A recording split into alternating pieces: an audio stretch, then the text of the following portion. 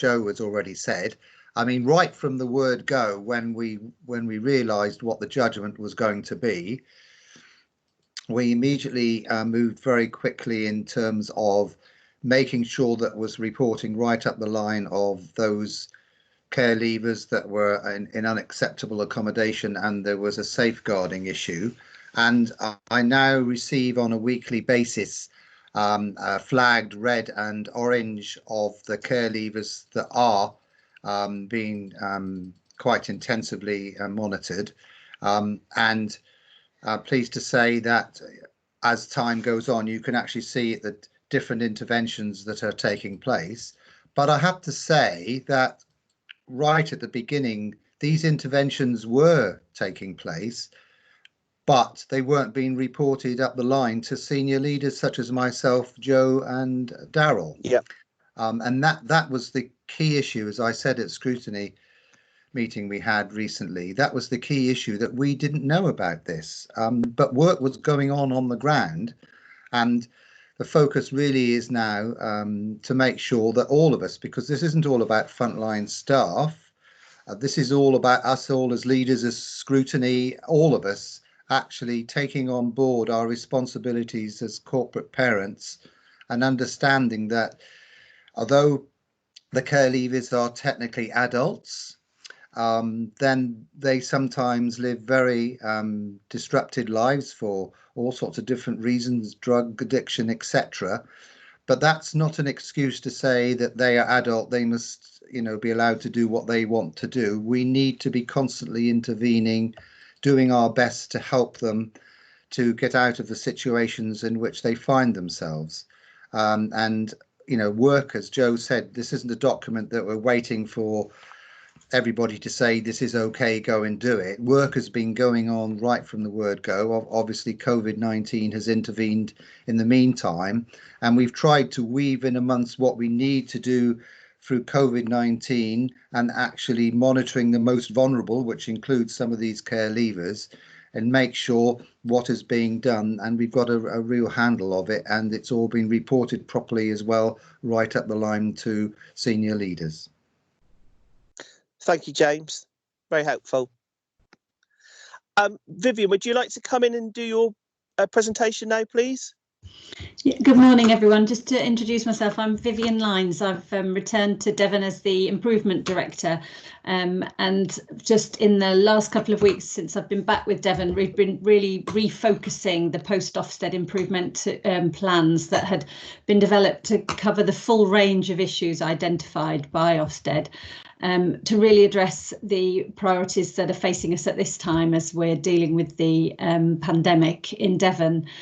And the slides that I've prepared that I'll just talk us through quickly are designed to sort of highlight the key things, the key elements of the improvement plan that you also have with your papers today, and our particular areas of focus over the coming weeks. And some of the elements in the plan are really starting to think about how we then move out of this crucial phase into more business as usual, but learning the lessons from what we've done in these few weeks. So if I just refer you to the slides, we have, as you imagine, we've agreed with the departments that we would address our improvement work to the priority tasks that are facing us at the moment. And the particular contribution that we're making, as you could rightly imagine, is about protecting the most vulnerable and supporting our community, and playing our part in that wider national agenda for support to our communities and saving lives through this time. So we're really thinking about the role that social care plays in that context. Slide 3 just talks through particular things that we're thinking about in relation to the impact of COVID-19 on families.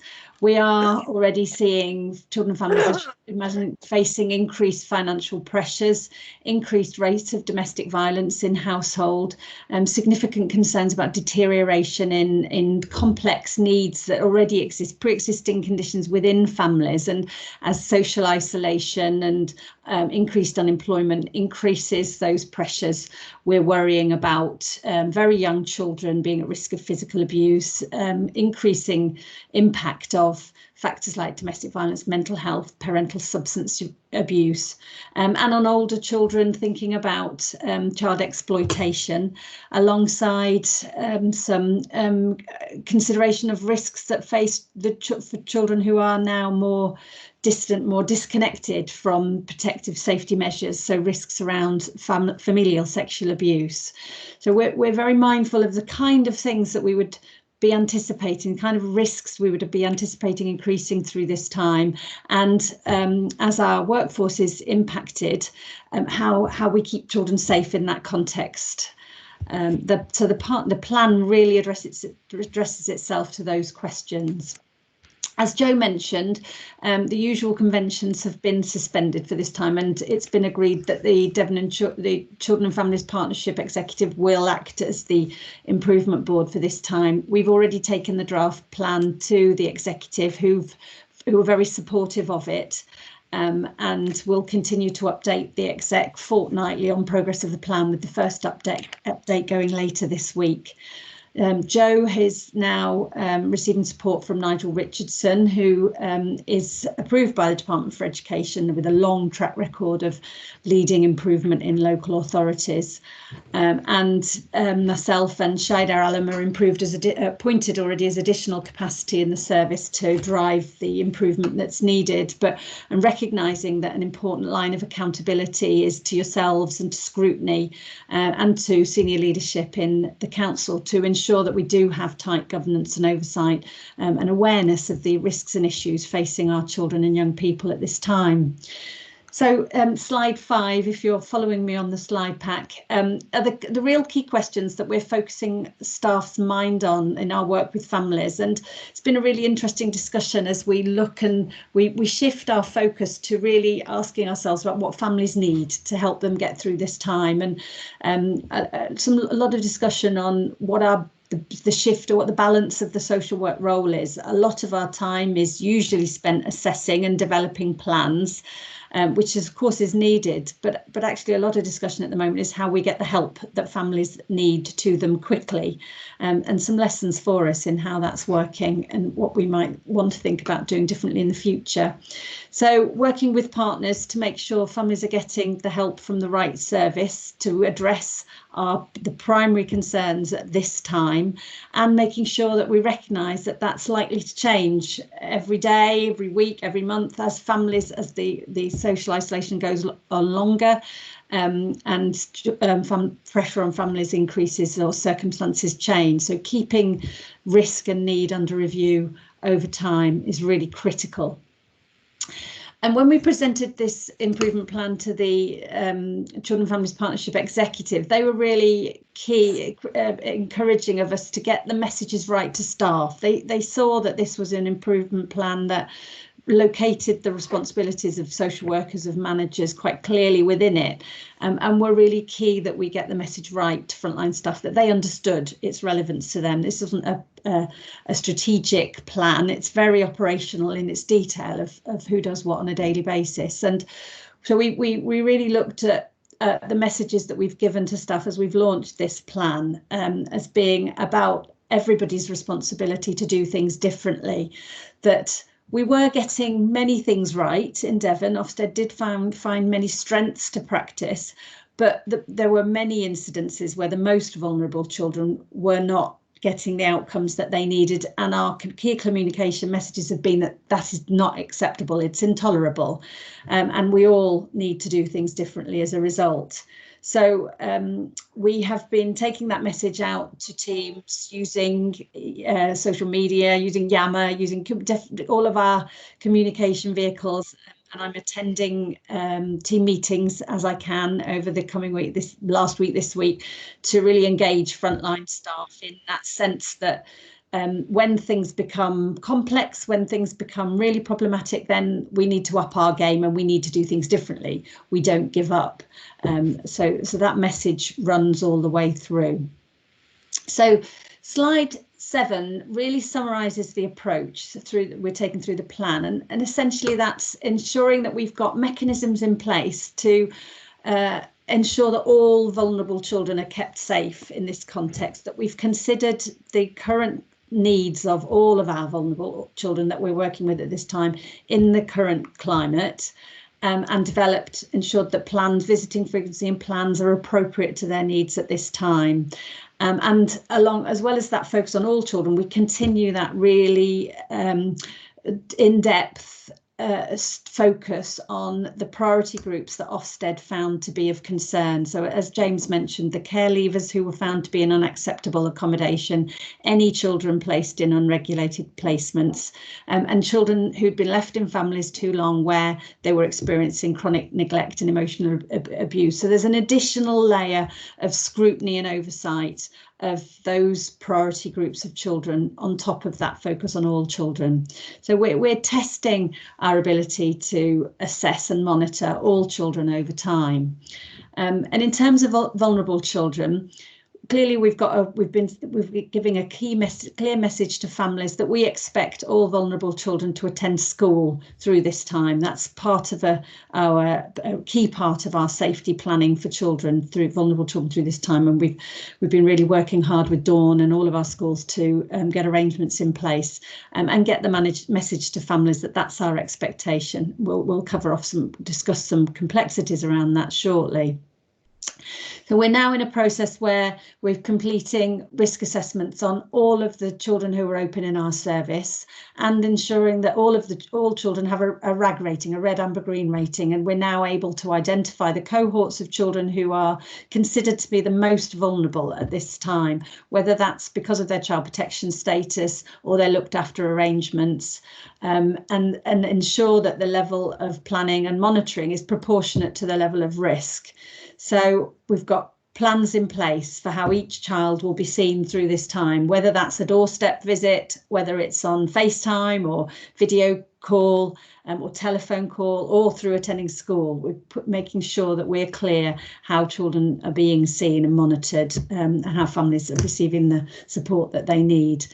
And that this is updated over time as family circumstances change, and as I've said, as our workforce is impacted, we've then got the intelligence to be able to make sure that the most vulnerable children are getting the support they need, and adjusting our workforce and redeploying staff as needed to that priority task over time. So just to quickly run through as a reminder of our priority groups on top of that approach to all children, we are, as James said, continuing to pay really close attention to the small group of care leavers who remain in unacceptable accommodation, and each week we are tracking and monitoring progress on their cases, and each week that group is reducing as one more child had accommodation, was due to move into his rented accommodation this weekend. So we're making progress all the time on that cohort. We have appointed a new interim senior manager for corporate parenting. She's starting with us at the moment on a phased basis, but is really starting to engage in those children's plans and discussions. And we're progressing recruitment to the 10 additional personal advisor posts that funding was identified for. The advert is due to go out to recruit to those permanent posts this week, alongside continuing to look for opportunities to redeploy staff into the vacancies on a temporary basis.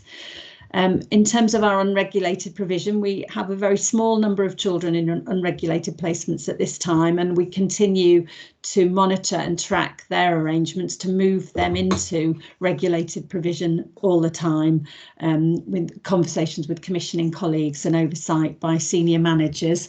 We're making sure as well that we have sufficient accommodation options available for children through the next weeks, as we expect there's the risk of increased numbers of children to present itself. So we're fast tracking a number of foster care applications through the approval process. 12 foster carers who were in process are being fast tracked through. So we've got additional carers, and we continue to speak regularly to independent sector residential care home providers and fostering providers, who are at the moment reporting a degree of real continuity to their provision and managing risk. So at this point in time, we still have capacity within both sectors should increased need present itself. And that relates to both new children newly entering care, but also the risks of potential placement breakdown that we may be facing over the coming weeks, and again, that we're monitoring closely.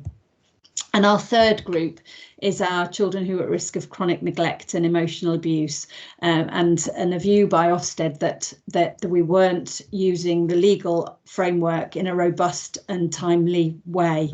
And we've already begun work with the managers to improve our oversight of these children, to review these children's cases and improve our oversight of their progression, and to get the additional case progression workers into post through this time. So the plan, I think, that you've got in front of you sets out the detail of how those actions will be carried out, but also sets out a range of performance indicators for how we'll measure them. And we're just getting the reports in place. That's currently a real priority task for us today, been over the weekend and today, to get the reports generating the data that we need so that we can see what proportion of our cases have up-to-date assessments and reviews at any one time. And we can then drill into it by locality or by priority groups of children so that we can use that intelligence to target, to task activity across the partnership, and specifically from our social work staff through this time. And we've got a quality assurance process alongside that, so we're all managers are dip sampling a proportion of cases to ensure that we're happy with the judgment. We're confident in the judgment the social work is making, and we're happy that the work is progressing over time. And we're anticipating at the moment to be dip sampling around 400 cases a week across the whole management team, which should give us a really good flavour of the quality of practice through this time, and using that as an opportunity to do some coaching, identifying where there's good practice, but where we've got weaker teams or managers, that we're putting in place coaching, development with staff, and opportunities to really kind of regulate our judgments, moderate judgments. And thinking ahead, we're looking to bring in the additional capacity that's been identified around the new quality assurance capacity and practice development leads, and our development work with independent reviewing officers, and that is starting at this time as well, because it may take us some time to get some of those people in post, but getting the capacity that we need to drive improvement. And I think this is where I hand over to Joe, who's going to pick up the points about the schools response. Thank you, Vivian. Could I just actually come in there very quickly and say, in terms of the role of scrutiny and reporting, I know that you, Joe, are having weekly briefings about some of the most difficult cases, and I didn't know whether it was possible somehow perhaps once a month, myself and the vice chair, to have a bit of that information so that we are also keeping a bit of an eye on where things are going, obviously anonymised and confidentially, just so that we can sort of plug into that. I don't know what your thoughts are about that. Very happy to do that, Chair, and I'll action that after this meeting. Thank you. Would you like to carry on? Okay, thank you, Chair. So I think Vivian's located the improvement plan in the context of COVID really helpfully. The next couple of slides really outline the broader picture of response to COVID, because obviously, from your point of view as children's scrutiny, you need to be satisfied that we're both responding to the issues raised by Ofsted, but not at the cost of our responsibilities for all children in Devon. So the next couple of slides really just talk you through the different parts of the service and what's happening. So the first slide is obviously about what's happening in schools, and schools went back after the Easter break, and I'm pleased to report that almost all schools reopened after Easter. The local learning communities really have allowed us to create significant resilience, and the welfare services, school support services, all wrap around those local learning communities, and it means we benefit from the strong and effective leadership that's in place in our schools. Colleagues will be aware that there have been some real difficulties with the national free school meals rollout. We've actually continued with our local arrangements, so we haven't left any child without resource where the government scheme has perhaps been slow or inefficient, and we'll deal with the aftermath of that afterwards. So schools have provided free school meal vouchers and hampers to those families who need that. Vivian's already spoken about schools risk assessing all pupils, and we're maintaining a comprehensive record of children in school and out of school, and obviously that then informs the risk assessment for social workers for the most vulnerable. Our expectation is that vulnerable children will attend. Now that's slightly different for children in care who are in long-term stable placements. That will be a decision for each child with the social worker and the foster carer or residential worker. But broadly, our expectation is that children will attend, and action will be taken when they don't attend. Obviously, that for those children with complex health needs, attending school might exacerbate or put them at greater risk. So we've obviously made separate arrangements for our special schools. And then the chair in advance of the meeting asked a particular question about children from disadvantaged backgrounds, and we've seen quite a lot in the press and in the media more broadly over the last week or so about the vulnerabilities of disadvantaged children and the risk that they will suffer a kind of double disadvantage from being out of school. So Dawn's provided some information about what we're doing to try and prevent any double disadvantage for those children. And that's really about making resources available. It's about taking additional steps to support their learning at home, and then recognising what Ofqual have said that they are going to do. And that last bullet point there on slide 15, any child who feels that their assessed grade doesn't meet their expectations can ask to resit the exams in the autumn, so that they have that option.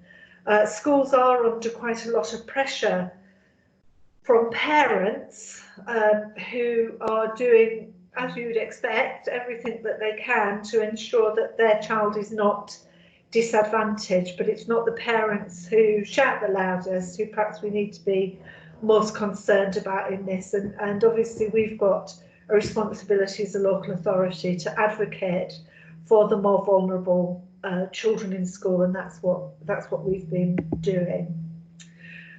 So I'll just move on then to public health nursing.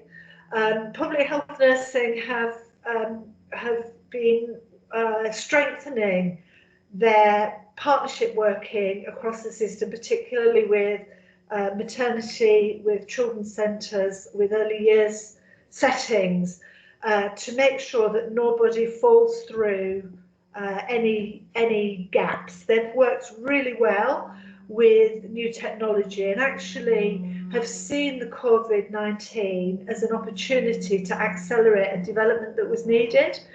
I think we're all going to ask ourselves when this is over, whatever over looks like, what are the things that we did in this time that we want to continue doing, because actually they're better than what we were doing before. And certainly the digital offer from public health nursing is one of those things that we will want to continue. And I put a little note out I think it was on Twitter the other day, about a child who'd accidentally sustained a fracture.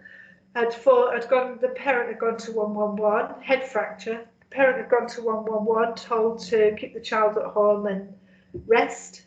Contacted the GP to say, look, I'm worried about this. I'm not sure.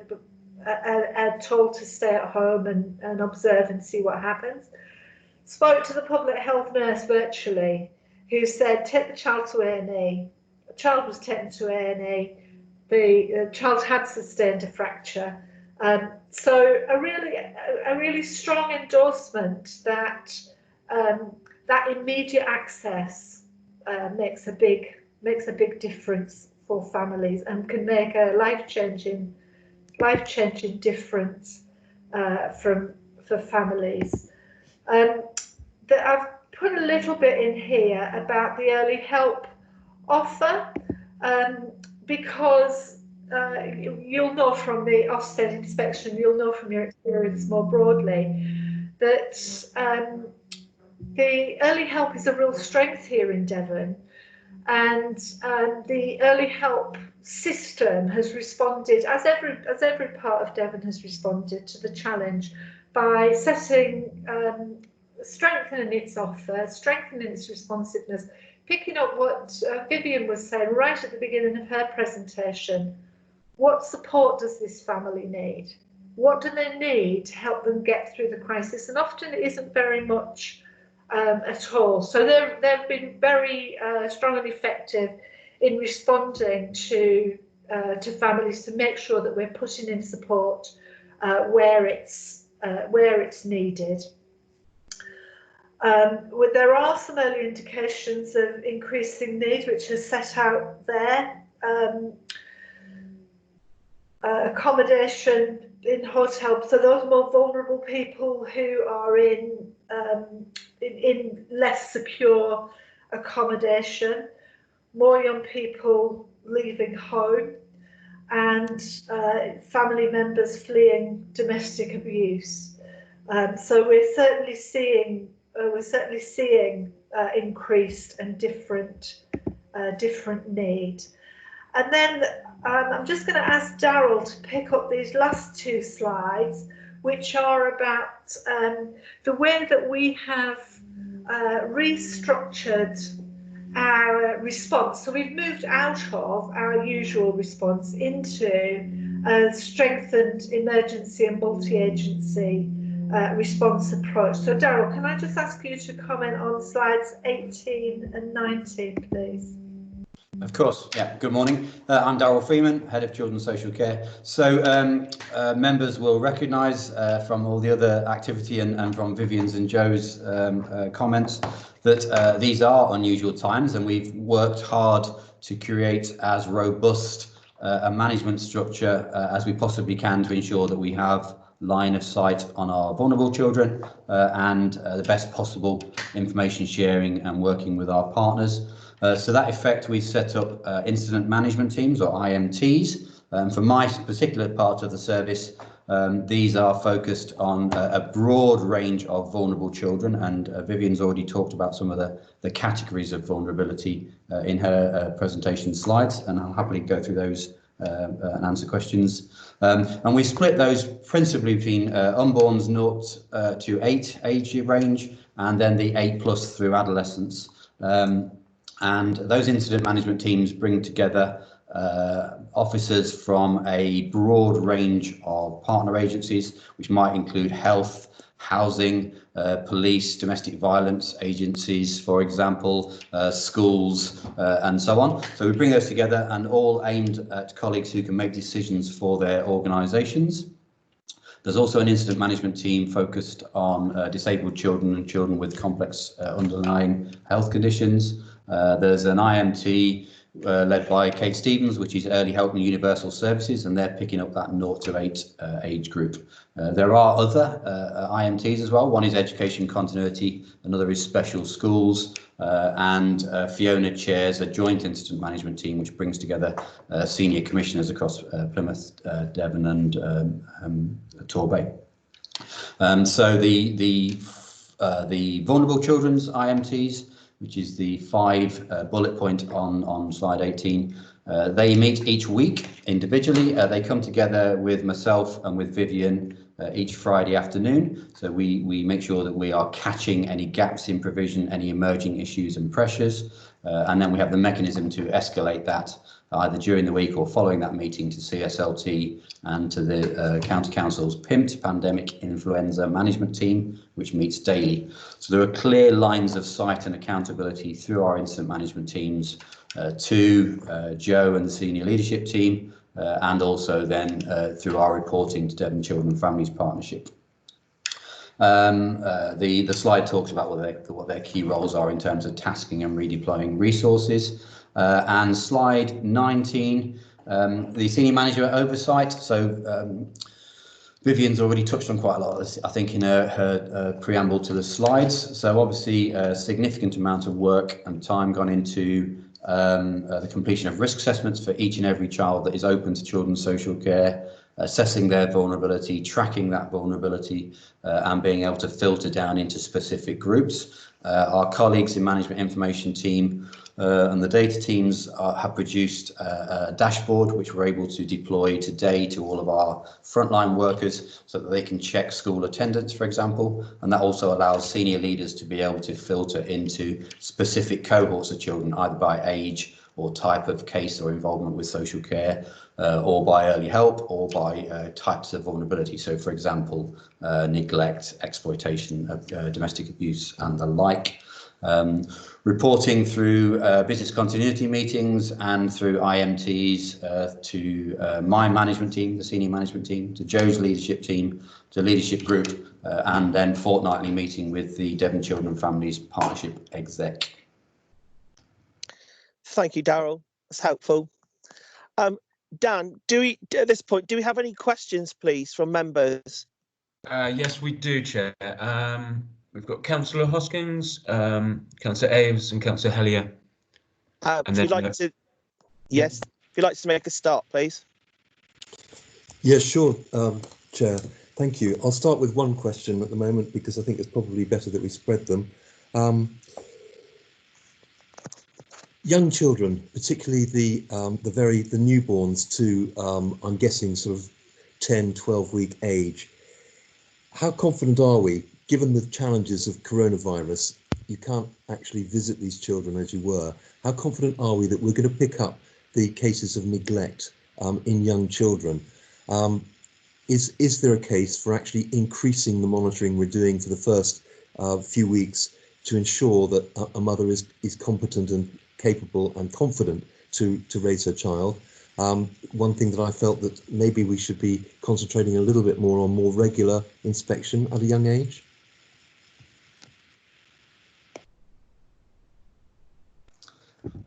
I think that's for Daryl to respond. Yeah. So that's that's a good question, and so you're right, Councillor Hosking, that visits right now are technically really quite difficult. Obviously, any face-to-face visits has the risk of spreading infection or passing infection, and families are nervous and anxious about that, and professionals are very keen to make sure that we behave in the best possible way, professional way, whilst also maintaining that line of sight to vulnerable children.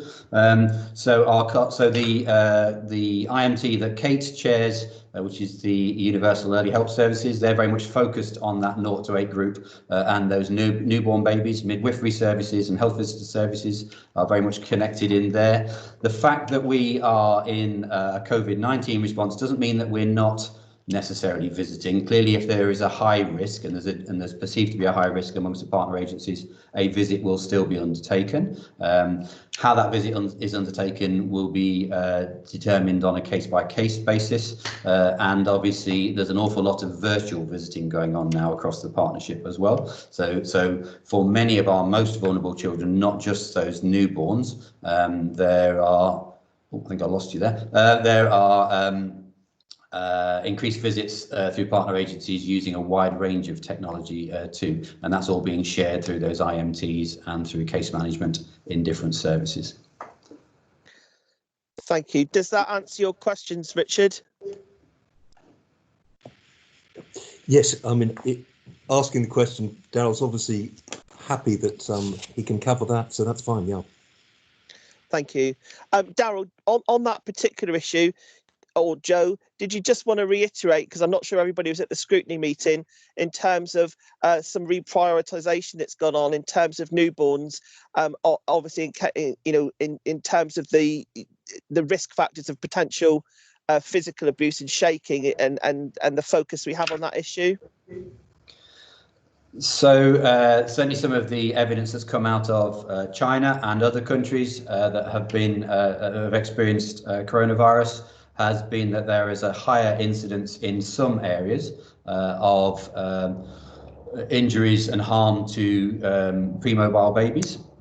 We're very mindful of that and have been very conscious of that in the way that we set up our incident management team and the way that the relevant agencies are working together to keep oversight of those groups. So not just the newborns, but also the 0 to 3s and 0 to 5s. So different risks at different times, depending on whether or not also children are going to preschool provision or and what's happening in the circumstances with their parents.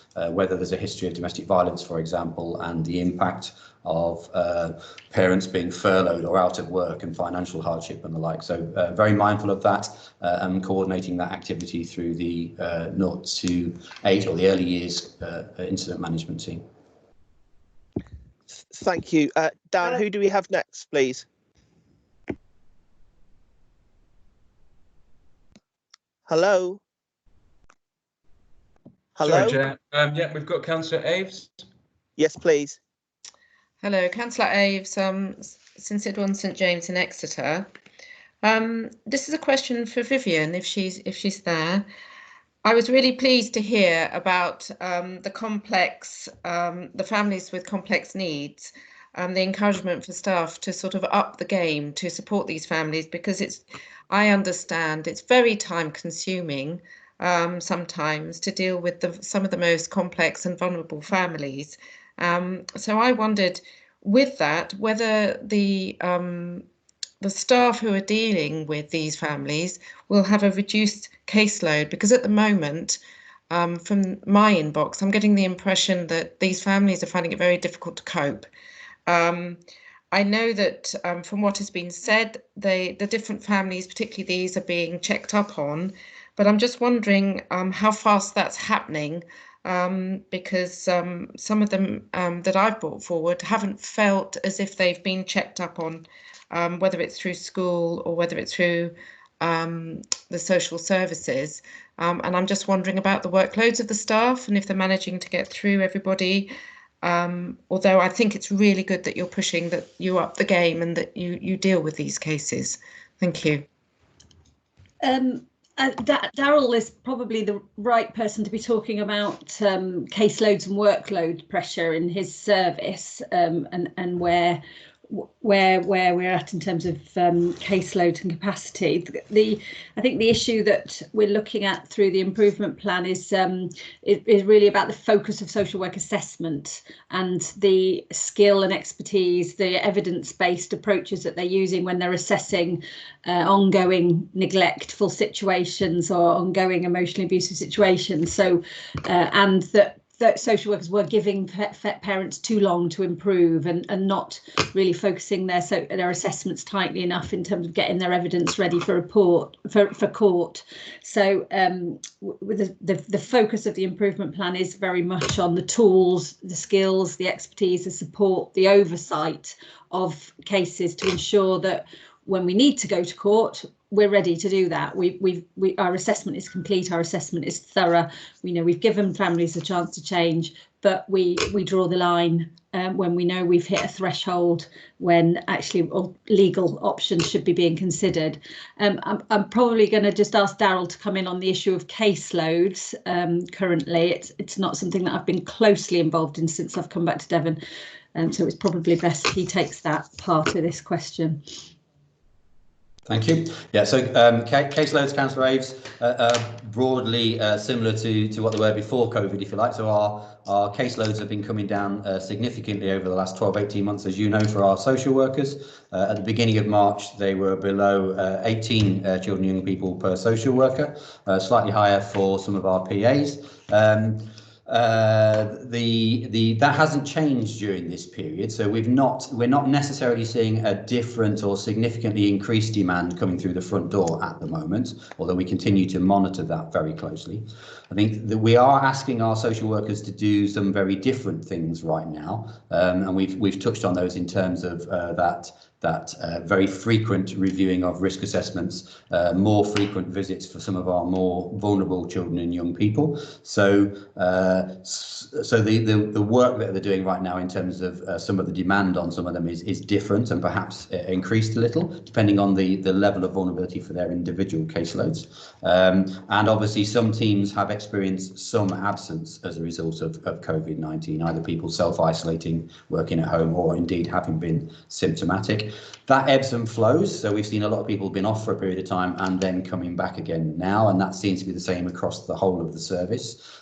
So we are experiencing some absence, which has an impact, but at the minute and at this time, we haven't experienced such a degree of absence that it's critically impacted on core services. Thank you. If I could just come back in, actually, one of the things I was thinking as Darryl was speaking, that our message to staff has been that in relation to these complex families, it's often not about doing more, but it's about being smarter with what you're doing, that there was a lot of wasted activity in monitoring and visiting and with lack of purposeful, focused activity. And if they had used the evidence-based tools earlier, they would have made decisions sooner, and it would have been a much more efficient use of their time. So it's Darryl's immediately after staff was very much about, we're not asking you to do more, but we're asking you to work more smartly with these families and be more focused on what is it you're trying to achieve, how are you going to achieve that. And so there isn't necessarily a case for reducing caseloads further than they are now. That the caseloads compete quite well with well-performing authorities, but it is about the approaches that staff are taking to be purposeful and focused. Thank you. That's really reassuring to hear, because that sort of retraining of staff in those using those toolkits, it will be, obviously, from what you're saying, key to getting this, to being able to cope in this situation of COVID-19 as well. Thank you. Thank you. Dan, who do we have next, please? Yeah, Councillor Hellier, Chair, and then the Specialist Advisor, Kevin Crompton. Thank you. Hi, can you hear me? Yes. Oh, right, good. My questions, question for Jo, I think. She said earlier that, Jo, you said that there's an expectation that vulnerable children will be in school, and with exceptions, how underlying health issues, or there might be a special school. But you said if not, action would be taken. And I was just wondering, what action can you take, and how do you know that you're not being fobbed off? Because most people would want their children to be in school if there's an opportunity for that to be happening. Great question, Councillor Hellier. Absolutely spot on, and it's at the heart of how best we ensure that children are safeguarded without us being overly heavy-handed and inappropriate. And they are questions of judgment. So the first line of defence for children is that safety net that comes out of the school.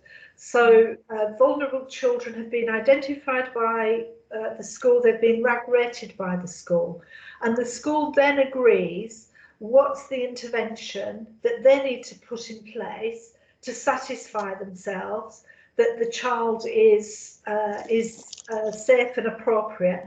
And if they're not, or if we don't know that they are, what action does the school need to take? Now, for a lot of families, that will be enough. That will be sufficient to secure that the school will be satisfied, and the family will be satisfied, and an agreement will be reached about appropriate safeguarding. But for some, and often the most vulnerable, that will not be enough, and then the children's services will have to risk assess and decide what intervention's necessary. So that question about is the child being seen in school is absolutely fundamental to our understanding of how much risk a child is living with. Now, as you know, the kind of final intervention, it would be for us to intervene to remove a child, or to intervene to see a child if we weren't seeing a child. And we've got powers under the Children Act 1989, and the police have powers also under the Children Act 89 to require a child to see a child, and or to remove a child if we need to. Our other powers around the use of the child protection system to strengthen our oversight are also important.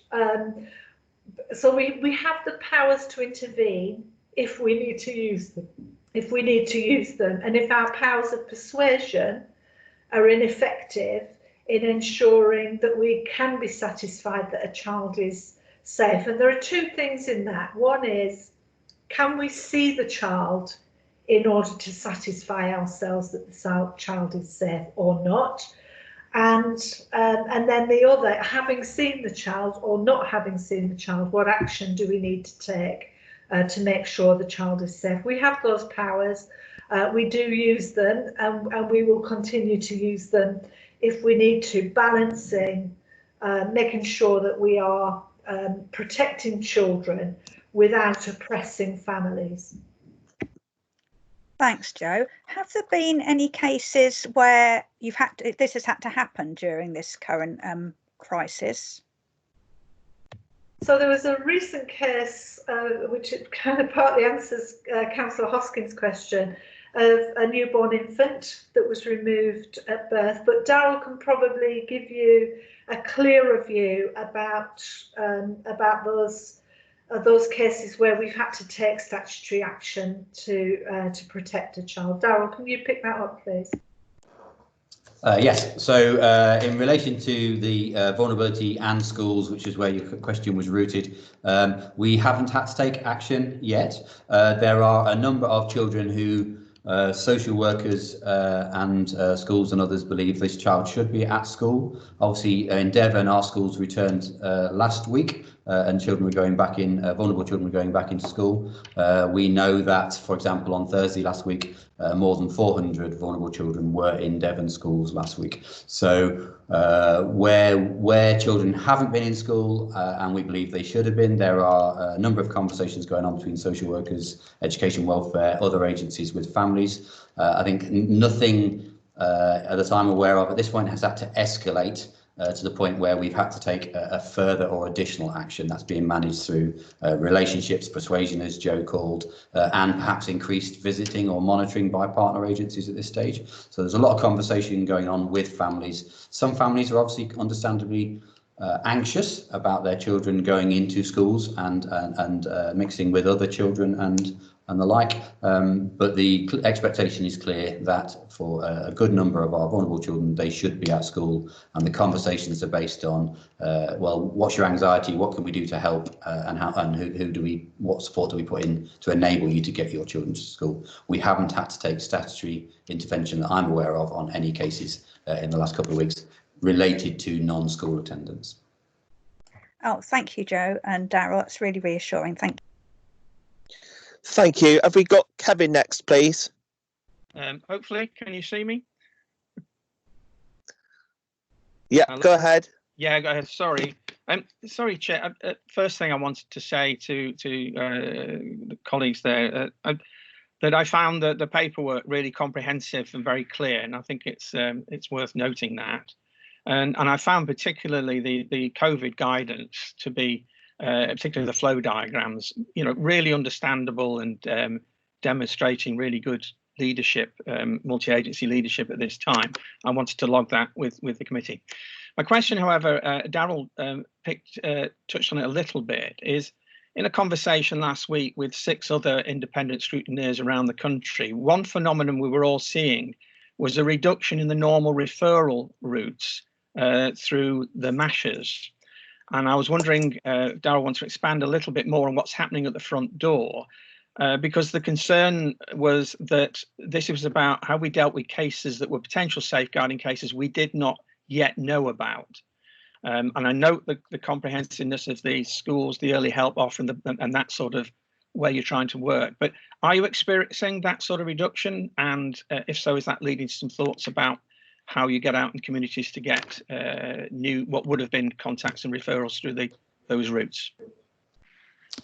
Okay, thank you. So obviously we just coming out of well, we just had 2 weeks Easter holidays. So as you'll know, Kevin, everybody's referrals dip during a school holiday period. So you kind of have an element of a bit of a false picture in some of that stuff. So just prior to those school holidays, and indeed last week, our referrals to the MASH aren't significantly reducing at all. Neither are they significantly increasing.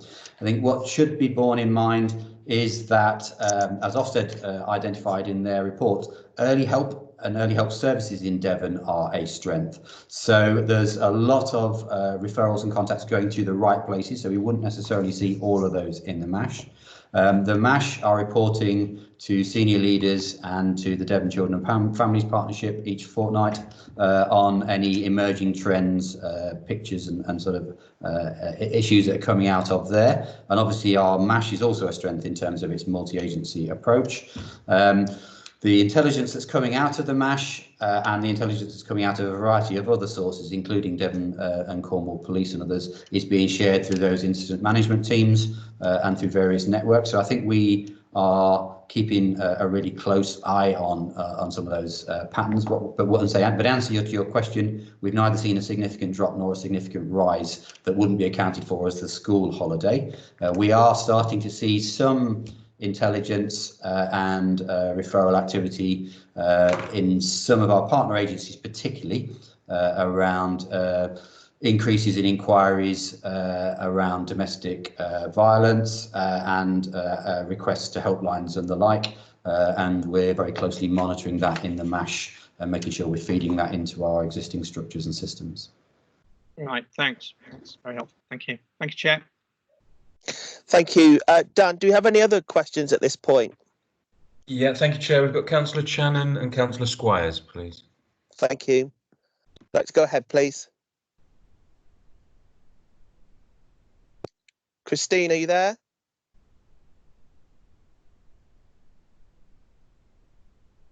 Hello?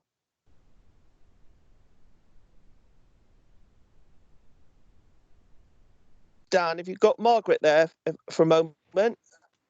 Yeah, Margaret, do you? We'll come back to Christine.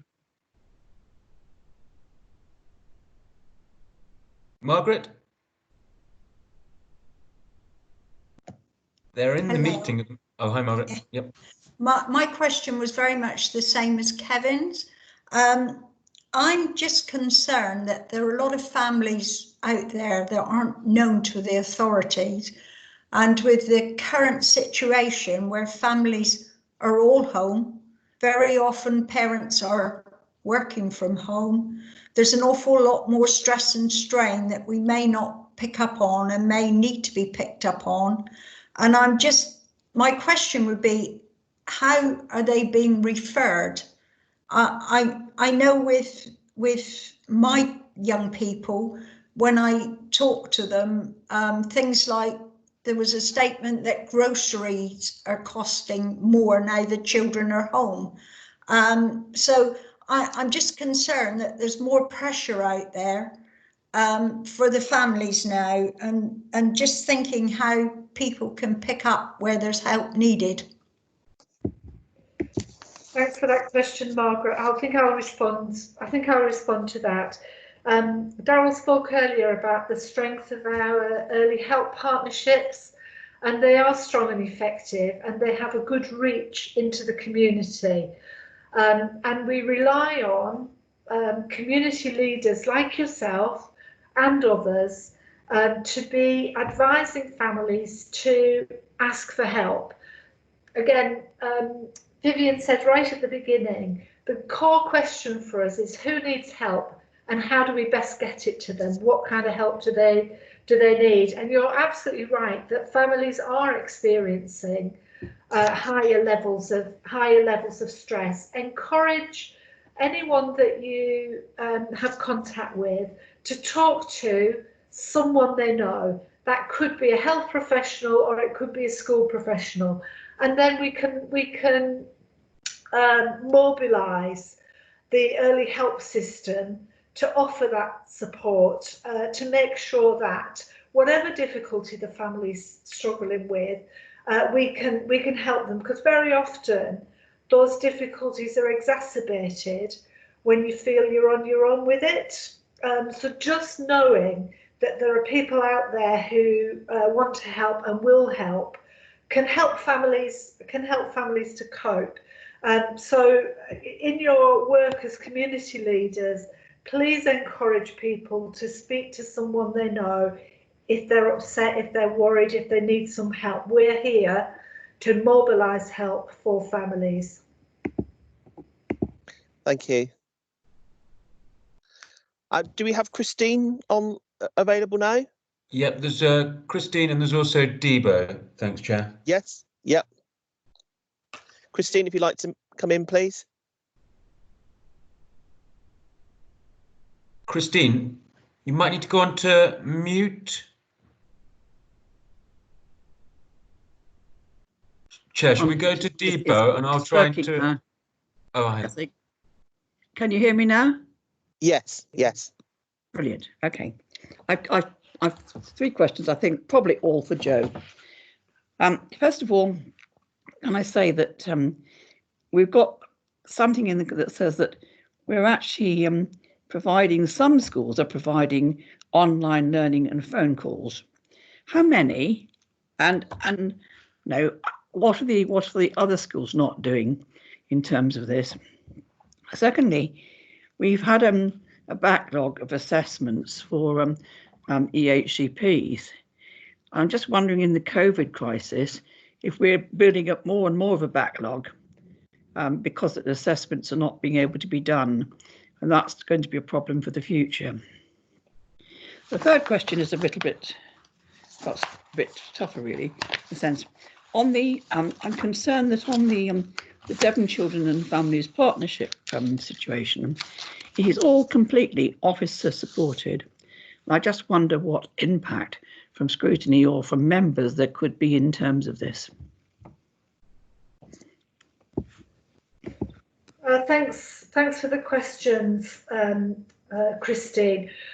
So what each local learning community has to do is to work together to meet the needs of all of the children who are owned by that local learning community. So it's not about every school doing everything, but it is about each learning community making sure that everything that needs to be done is done. So although I'm saying some schools are providing online learning, which obviously means that some are not, that doesn't mean that the pupils in the schools that are not don't have access to that online facility, because we're combining it under the learning communities. I can ask Dawn to do a more comprehensive to reply to that question if it will assist to make sure that you can feel confident that we are reaching all the children with our online learning, as well as with the response for children's key workers and vulnerable children.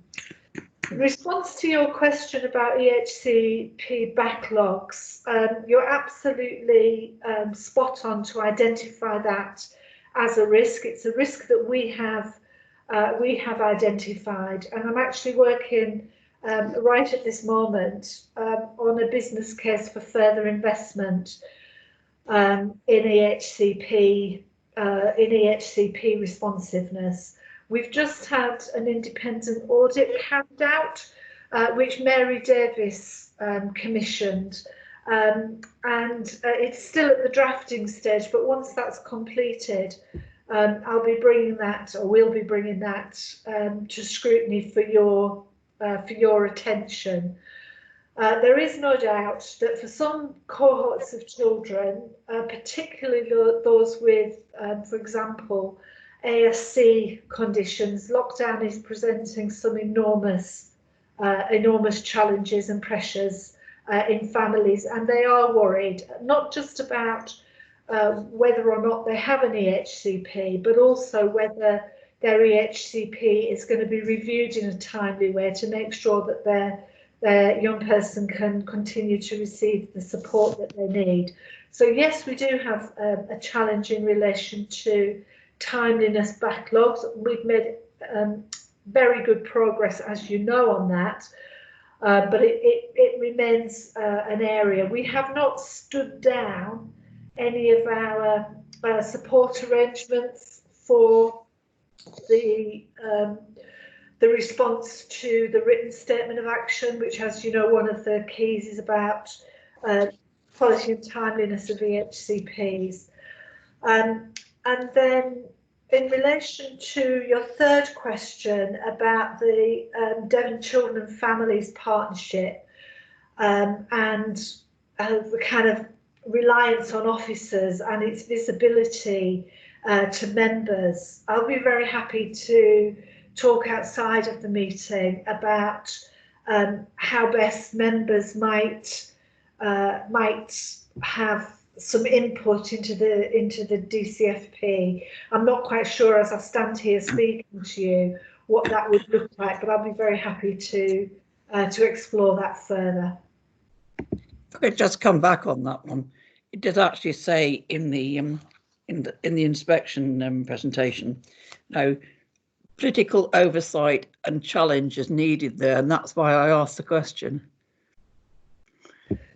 Yeah, so I don't think it particularly said it in relation to partnerships. So I identified partnership as a strength here in Devon, which is why the DFE have agreed that the DCFP acts as the improvement board, and there hasn't been any suggestion from DFE colleagues or the external consultant that we need to further strengthen the political oversight of the partnership.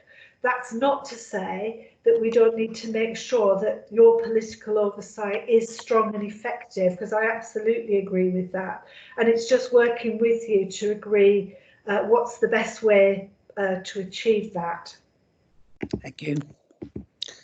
Thank you. Do we have anybody else waiting to come in, Dan? Yes, Chair. We've got Councillor Sellers and then Councillor McInnes. Thank you. Thank you. Yeah. Hi. I think if it's to do with the EHCP, James should go before me, Chairman, because mine's not germane to that. My question. Okay. I suggest. James, did you want to come in? Yes, certainly. You can all hear me. Just so you know, Joe didn't actually mention it, that we have written to the Secretary of State with regard to the 2014 Children's Act and EHCPs, and ask on a temporary basis to relax the 20-week statutory period where they have to be put together.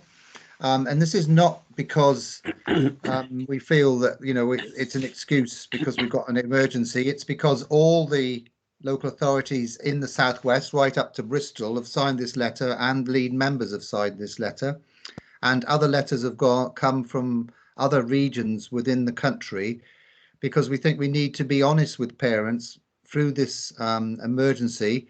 We cannot actually physically do lots of things that we used to do, and especially with the schools, you know, having a limited number of children within the schools, and with health, obviously dealing with the health crisis. We need to find some way of government just acknowledging that local authorities are under pressure in terms of the timescales of EHCPs, rather than pretending it's business as usual. Thank you. That's helpful. Thank you, James. Debo, did you want to come back in? Okay. Yes. This is just the question. It's really sort of housekeeping. Is the IT system working well, given that the Ofsted report we were marked down on things being documented. So I just wanted to be sure that in these times when everything is more stressful, that the frontline key workers are able to work and the IT is responsive to their needs. Just need clarification on that, please. I don't mind who answers that. Perhaps if I come in on that at first, and then IT system, obviously in relation to case recording and the Ofsted recommendations, is Eclipse. Eclipse is working fine remotely and through a variety of devices. So case recording isn't impacted in this context. And in fact, we've been able to, working with OLM, the business partners, have devised and developed some additional work lists and forms to support good and effective working during this period, including how we track those vulnerability and risk assessments. And that will enable us to produce some additional reports in the next few days. Members will know from previous conversations that we still, however, do have some challenges in extracting some good, timely and effective performance management information from Eclipse. And we'll touch on that probably, I'm sure, in the improvement plan conversation. So we're working on that data set and that performance dashboard for CSLT and for others. That's not impacting on our ability to work at all. It just means we have to find, as we have done for the last 12 months or so, slightly different ways of capturing some of that data. On the wider IT issue, like members in this meeting now, our workforce is having to adapt and has had to adapt to working in a different way. Many of our colleagues are working from home. So the use of Teams, Yammer and Microsoft Office 365, lots of people have developed new skills over the last few weeks. And we're using that very effectively, I think. There is a challenge if, like me, you live in rural Devon, then the impact isn't our IT, the impact is copper cables into small villages. So, which is why I'm sat in my office right now, because I can't do my job from home right now. I don't have the internet connection. So there are challenges on the broader base of internet and Devon, but in actual fact, our systems and our IT appear to be working very well. Thank you, Darryl. Does that answer your point, Vice Chair? Excuse me. Yes, it does. Thanks. And it's actually highlighted points which I thought might happen. So, oh, excuse me. I've got a frog in my throat. I'm going. But thanks, Darryl. That was a good answer. Thanks. Thank you, Dan. Do we have anybody else waiting to come in? Yes, thanks, Chair. We've got Councillor Hawkins, Aves and Hosking. Thank you. Thank you. Yeah. Jonathan, do you want to come in? Hello, hi. Can you hear me? Yes. Yeah. Question is really to Joe, I think, following on from Margaret's. Obviously, we've got an awful lot of children in Devon who have 3 school meals, and I was really delighted in the presentation that these are still being assisted by, was it some vouchers or grants, etc. What is the pickup on that, and how do we ensure that those families in the most rural areas are actually getting those? Because we all know that those are the most vulnerable are really struggling at the present moment. So that was a question, please. Thanks, Councillor Hawkins. A really important question. Colleagues may be aware that the national scheme identified vouchers for some providers that actually don't really exist in our community. So you could have vouchers to Waitrose. And, that sounds good. That sounds good. And so on. And so there's been work to make sure that we can have vouchers to Spar and to Co-op, which are more relevant for us.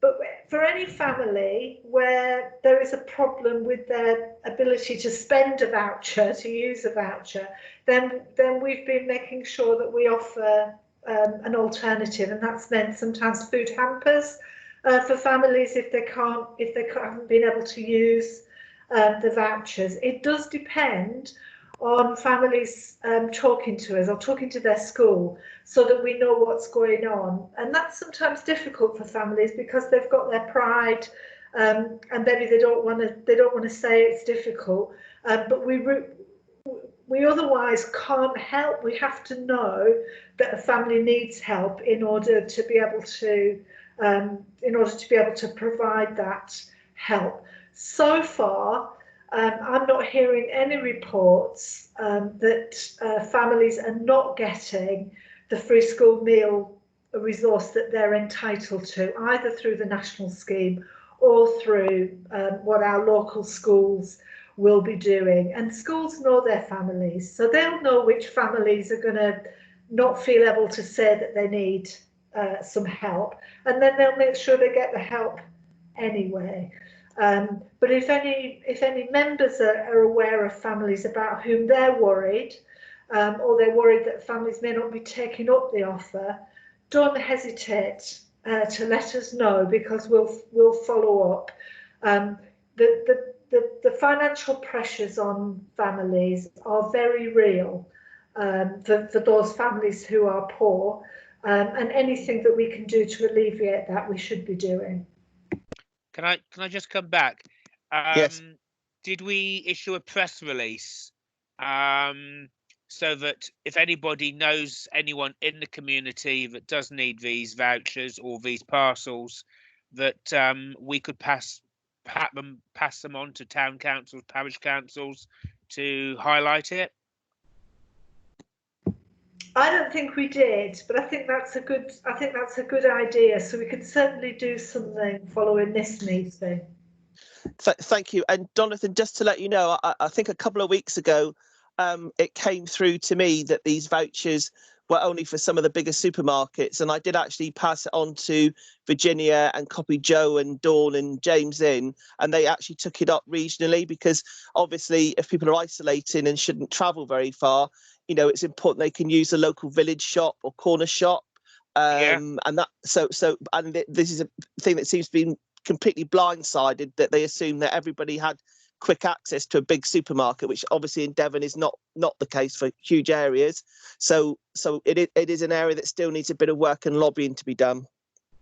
That's fine. Thank you. Thank you. Have we got Sue next, please? Thank you. This is a question on education to do with local learning communities. I'm just wondering if all schools, it says all schools, so is it all schools, colleges, private schools as well involved in the local learning communities? Because I know that quite a number of our children with educational health and care plans that we are responsible for are also in those sorts of schools. And I wanted to know, first of all, if they're involved in a local learning community, so that if they're not open for some reason, that those young people will be, if vulnerable, able to go to another school. And secondly, whether they've, including those places, whether they've all returned their risk assessments, so that everybody's aware which of those young people need to be catered somewhere else if they are not open. And then finally, I have a question really that's how else can we help as councillors? I felt that Councillor Hawkins' question just then was very good, to put out information, because I think the people that I'm most concerned about now are people who are not online and not on social media, single mums that are trying to cope, who may not be connected because they can't afford on low income to have all of the new technology, and how do we make sure that we've covered them? And information going out like on Radio Devon would be good, but maybe radio stations that they might listen to, because I'm not sure how many of those families would listen to Radio Devon. I just wondered if your thoughts on that. Thank you. Thanks, Councillor Eves. That's really helpful questions. So yes, in relation to the local learning communities, we are saying that every school needs to be part of a local learning community, no matter what their designation. And schools have absolutely embraced that and are engaged with it. So yes, that does include some of those small private schools that are particularly catering for the needs of the most vulnerable children. Your question in relation to compliance with risk assessments through schools, I haven't got the data immediately to hand for that, but I can certainly go back to that, come back to you with that.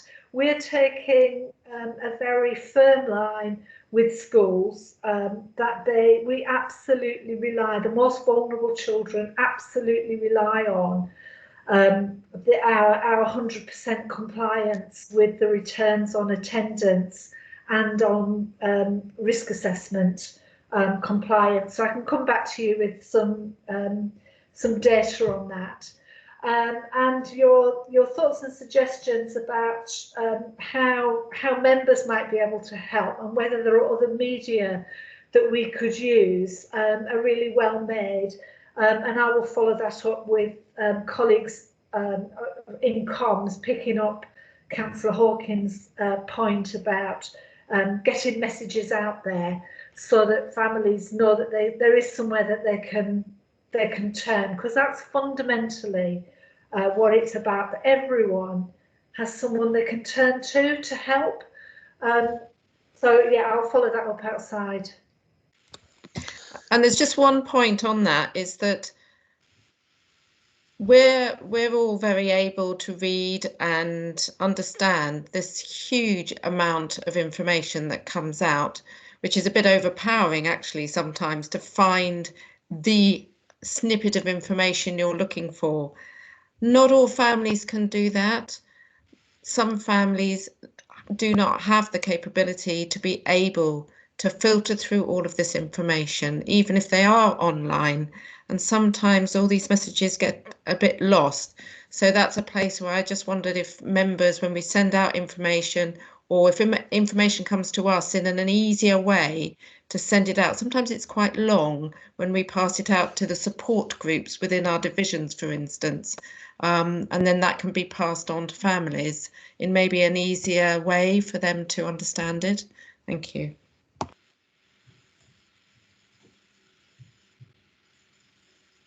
Thank you. Joe, just on those points, if we, for example, we've got mobile phone numbers for some of our vulnerable clients, I mean, are we able to send out a sort of standard text to people to sort of try and cut through some of the barriers?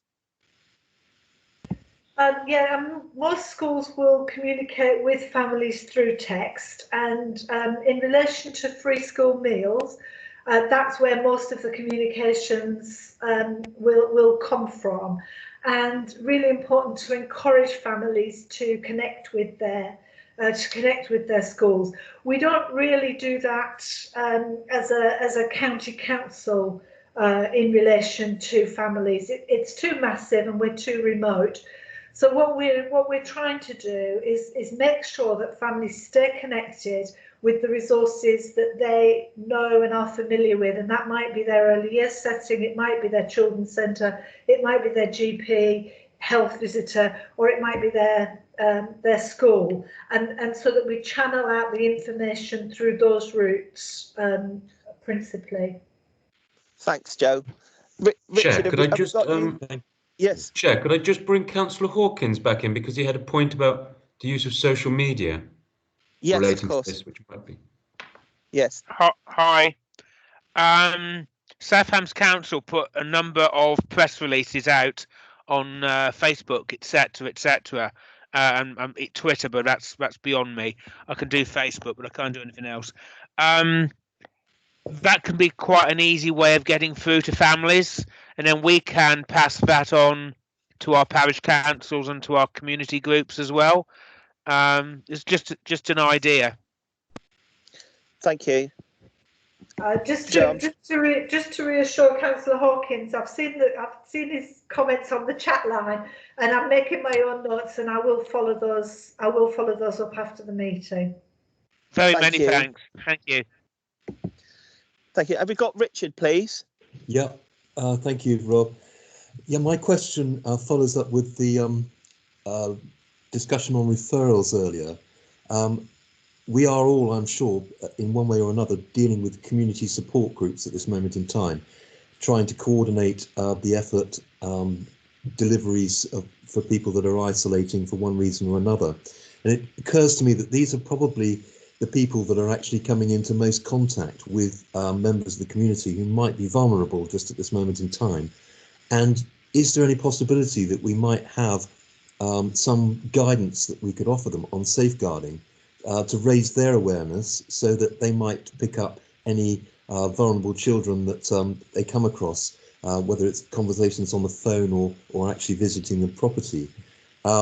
It's a very delicate line between requiring a protocol, requiring DBS checks, for example, for volunteers, and actually killing off your volunteer support.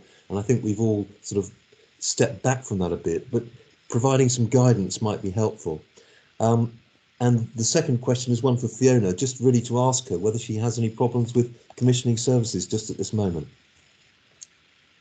Thank you. Who wants to deal with the guidelines issue, please? I'll pick that up, Councillor Hoskins.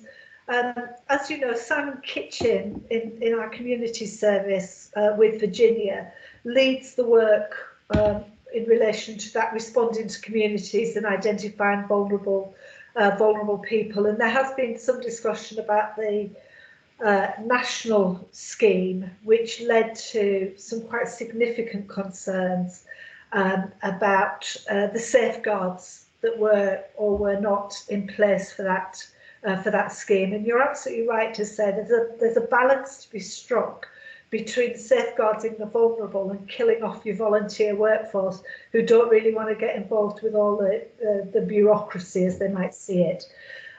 So Simon Kitchen is leading that work, and we are in discussion with Simon about how do the volunteers escalate concerns if they have concerns? How do they? So that work's going on. Those conversations are happening. Good, thank you. Thank you. Are there any other contributions, Dan? Is Fiona there? Yeah, I am, yes. Would you Hi, like me Fiona, to answer the question? Yes, please. Yes, please. Thank you. Thank you for the question as well. As Joe outlined in the beginning part of the presentation today, we're actually seeing a lot of resilience from our providers. They're working really collaboratively with us, and they are supporting their workforce really, really effectively. And so at the moment, we're seeing a healthy picture. That said, we're obviously planning for things getting more difficult. And we're looking at all of our support mechanisms with our providers over time, both financially and also with helping them with their staffing. And so we're very close to them. We're talking to them regularly. We're working with them together as a group. So we're bringing them together on a regular basis with each other. And we're planning ahead for the next coming weeks. But at the moment, a good picture. Thank you, Fiona. Yeah, thanks. Richard, are you happy with that? Did you want to come back, or you're okay? No, yeah, very happy. Pleased to hear there's some work going on and look forward to receiving some guidance, particularly with regard to referrals. Yes. In the near future. And I think it's that, as you said, it's that balance of getting the, obviously, not having people that are unsuitable, but not putting people off at the same time, and it's very difficult balancing that. But hopefully we'll get something sorted out. It's the right balance. Dan, do we have anybody else that needs to come in at the moment? Yes, Chair, thanks. We've got Councillors Shannon, McInnes and Aves, please. Okay, thank you. Hello. Hi, Christine. Go ahead. Hi. Thinking of what Darrell said about the inaccessibility of Wi-Fi in some of the black spots of Devon, we must have young people and children and young people who live in those areas who, no matter whether they had a laptop or an iPad, would still not be able to to access. Could we then regard those children as vulnerable, see if we can get them into any school situation? Thank you. That's a good point. Joe, did you want to take that one, please? Yeah, of course. We wouldn't necessarily need to define them as vulnerable, but we would certainly be supporting their attendance at school, because they can't access the education offer otherwise, or they'll have difficulty accessing it otherwise. So yes is the answer to that. Thank you. Thank you. Thank you. Who have we got next, please? Councillor McInnes, please, Chair. Okay, go ahead, James. Yeah, just going back to the vulnerable that are attending school. I know I get to see the figures quite regularly. I noticed on Friday the numbers went up to 673 children who are vulnerable in school. Have we, in terms of our assessments, got a ballpark figure that we would like to see in school eventually? I know that's a bit of a difficult question, but you know, we are getting vulnerable in school, but you know, do we want, you know, how many more do we need to work with parents, etc., to actually persuade them that actually school would be a good place for them? Perhaps I can come in on that one. So we, at this moment in time, I don't have a definite number of the children I expect to be in school, although we're very close to that. We should have that information either later today or tomorrow. So we know that our social workers have been undertaking those risk assessments and completed a vulnerability tracking tool. The means by which we extract all that data from the vulnerability tracking tool, which will tell us should this child be in school and are they, was being developed during last week, was being tested again over the weekend. I noticed from email communication earlier, it's being tested again today, and that information should be readily available to us either later today or tomorrow, so that we can report that to CSLT and to our partners. Fine, thank you. Thank you. Sue, please. Thank you. It was just on the resilience forum. This was a question I think probably for Fiona. I have actually had support groups literally on Friday and Saturday this weekend asking how they can report concerns or problems they're coming up across to the resilience forum, because they feel their feedback as they're working on the face of supporting community. How do they feel feedback? So it would help me to understand which groups you're talking about, and I'm very happy to pick that up outside if needed, Councillor Aves. Okay. Because the local resilience forum is our sort of regional arrangement, and we have our pandemic incident management team arrangements locally that would be looking at how we deployed support from our joint arrangements before we look at the local resilience forum. So it might be worth us just understanding some of the detail, and then we can make sure we get support to those groups as needed. You. Absolutely fine. Fantastic.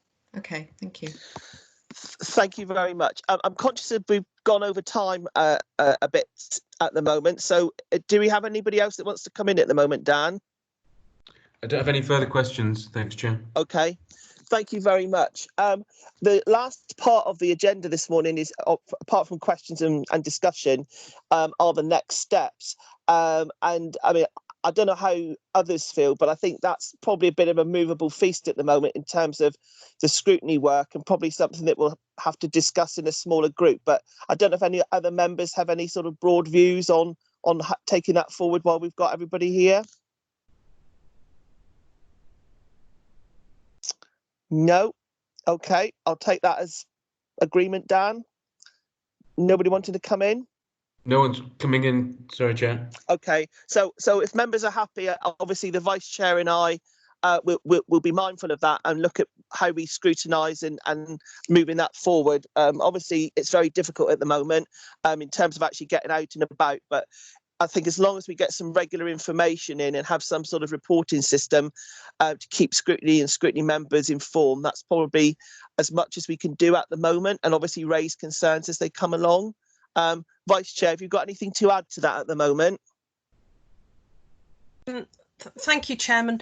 No, not really. I think it would be very useful for local members to, we don't need the names of vulnerable children, but it would be very useful to have a feel of what is actually in our areas. I don't know how other people, members feel about that. I mean, I would welcome that, to be honest. And the members' frontline experience, we had an issue that came up late last week about PPE for people that were doing escort work for children and disabled children, for example. And there seem to be still lots of things, because it's been so fast moving, that haven't been addressed or forgotten about, all the issue that we've had about enabling people in smaller communities to use vouchers at village shops and this sort of thing. So I think as long as we can keep sharing information and talking, that would be good. Yes, and if I may, because I meet, we have a virtual Skype meeting every 2 o'clock, Monday to Friday, with local town borough councillors, which is very useful because we're able to highlight areas and talk about really local things.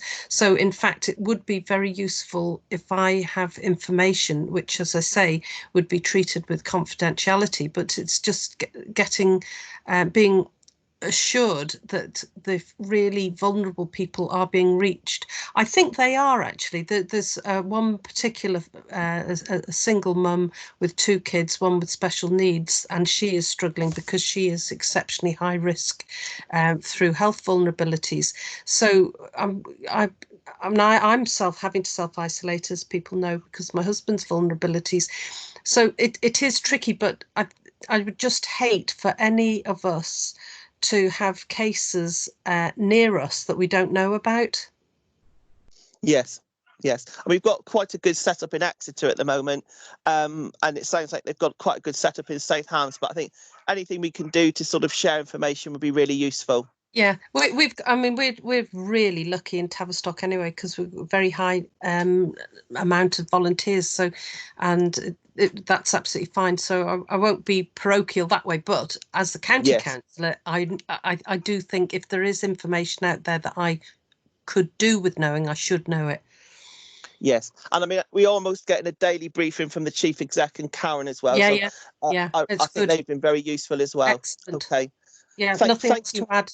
Nothing to add, Chairman. Thank you, Vice Chair. Dan, if there aren't any more contributions at the moment, I'm conscious of time. We've gone over by about half an hour this morning. Chair, Chair, yes. could I just? Yes, of course. I think, you know, just at a prompt earlier, I mean, I think obviously the improvement plan is absolutely crucial, not only to the Ofsted judgment, but it's also crucial to our reaction to the emergency in COVID-19. I just wanted to ask how often you and the Vice Chair are actually going to be involved, because obviously the improvement plan will evolve as time goes along. And I think it's really important that you and the Vice Chair, you know, don't only wait for the sort of next meeting or even the next overview group meeting, but you really are engaged in the improvement plan going forward. It will go to the corporate parenting member group. I think it's on Thursday, our meeting, and then obviously the plan will go to Cabinet to be formalised next month. But I think your continuing engagement is really important. Yes, I mean, last time we had a bad Ofsted, I was the Vice Chair of the People Committee, and as you know, I was actually placed on the improvement board itself. I'm not sure what the structures are, because obviously it's slightly different this time, because we're sort of doing it internally with an outside challenge rather than having a completely externalized approach.